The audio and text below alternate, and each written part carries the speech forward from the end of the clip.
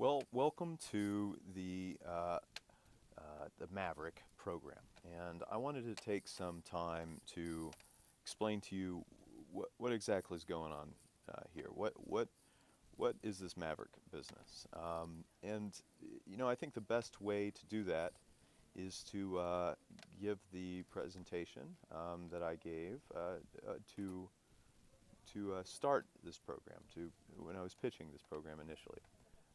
So I'm going to walk you through some of the high points if you're curious. So, we have this idea called the TQL factory, and the idea is that we're really closely looking at inputs, processes, and outputs of the BDR organization. And by doing so, we believe that we can achieve 2x the normal pipeline at least.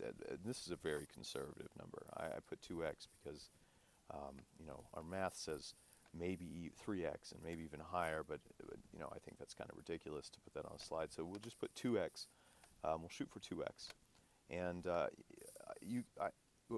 we truly believe, and we've shown that a BDR can produce twice as much, can be twice as effective and twice as productive using these methods than just existing in what would be called a nurture state, and I'll talk about that a little more. So what happened? I ran an experiment. We took 200 leads, and out of those 200 leads, 27 customers wanted to schedule a discovery call.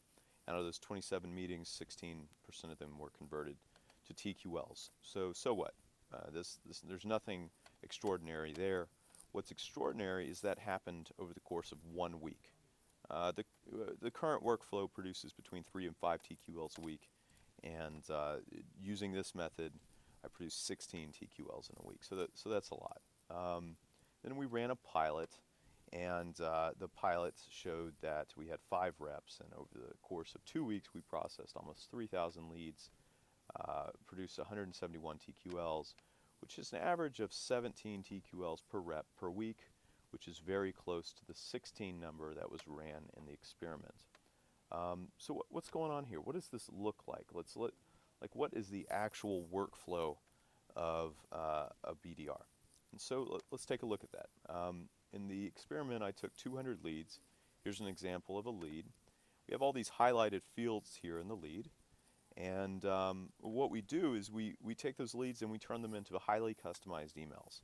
All the highlighted fields in this lead are connected to the highlighted fields in this email. So, for instance, Brad and Shoemaker Electric are connected to good afternoon, Brad, and we want to support Shoemaker Electric moving into the latter half of 2014.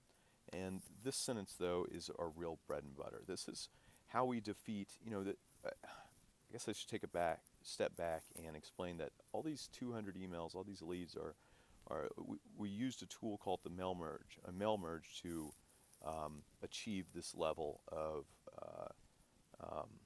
touch with our clients. Except mail merges have a lot of problems, and one of the biggest one is that they're really impersonal. But we got around that by developing this custom sentence based on the last campaign response. So good old Brad downloaded an eval for vSphere. Based upon that campaign response, we generated this sentence. I also saw you downloaded an eval for vSphere. I'd like to hear your thoughts. You can answer any questions about virtualization you might have. If you attended a WebEx, it would have said, I saw that you attended a WebEx for vSphere, blah, blah, blah, blah. So that's cool.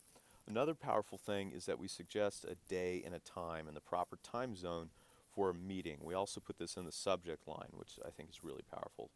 And that way Brad can just send us an email back that says something like this. And this is a textbook response. That's fine. Send me an invite, Brad. Bam, we've got a discovery call with Brad. And we have that discovery call, and it turns into a TQL. If I remember right, I think this was a VCOPS TQL, and I sent it over to Travis, good guy, and that was that. So that's what it looks like on your screen. We use a variety of tools and a variety of pieces of training to get this done, but we introduce the idea of a cycle, and I'll talk about this a little more in the future, but one vocabulary word to know is cycle. Another vocabulary word to know is mass touch mode versus nurture mode. So currently all BDRs exist in what's called the nurture mode. Nurture mode is any one-to-one activity where we have a discovery call, or we send a follow-up email, or typing up a TQL, anything that your work, a minute of your time, is being shared with only one person, the client. And so that's great. We're really good at existing in a nurture mode. But what we've done with this Maverick business is we've introduced the mass touch mode. And the mass touch mode is where your work is one-to-many. And what we're doing here is looking for people that want to be put in nurture mode. We're asking our clients who wants to be nurtured by a BDR from VMware. And when they put their hand up, we move them to here. But while we're in mass touch mode, we're sending out first touches, second touches, and third touch emails. And then as people get back to us, whether that response was negative or positive, we move them into the nurture mode. And I'll have some videos in the future showing you how to do that.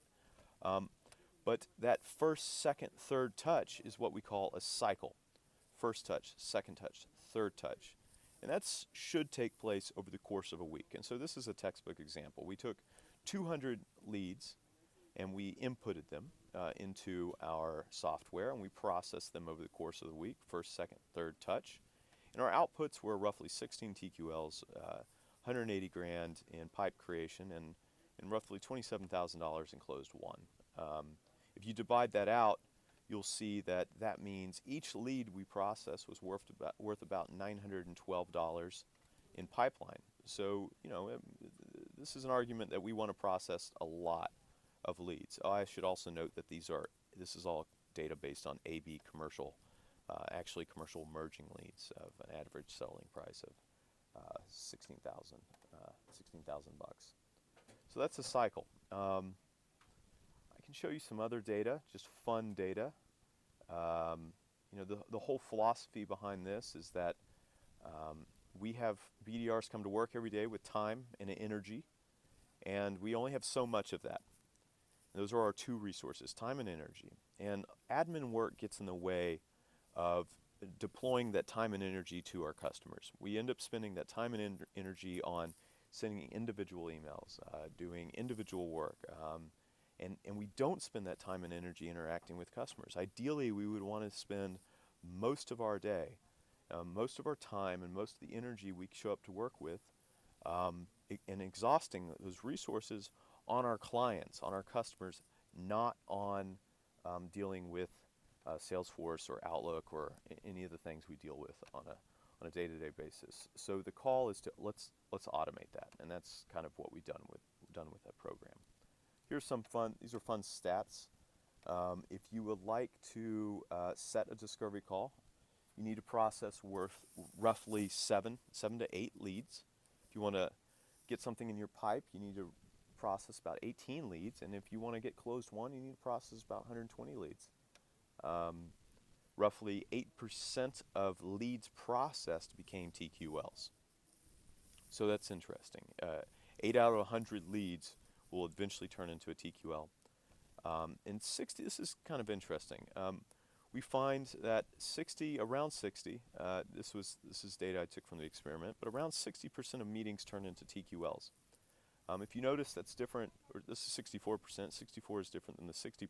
That's because roughly 8% of discovery calls will be customers who stand you up. So roughly 8% of discovery calls set will never be had. So 60% of discovery calls had, or 64% here, but on average it's 60%, will result in a TQL. These are the kind of responses we get. This is data that I collected before we installed automatic scrubbers. You can pause and read that. What else can I show you? This is the general workflow of things.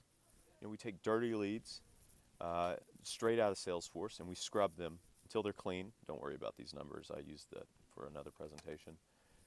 And then we take those clean leads, and out of those clean leads, certain percentages of our clients will want a meeting.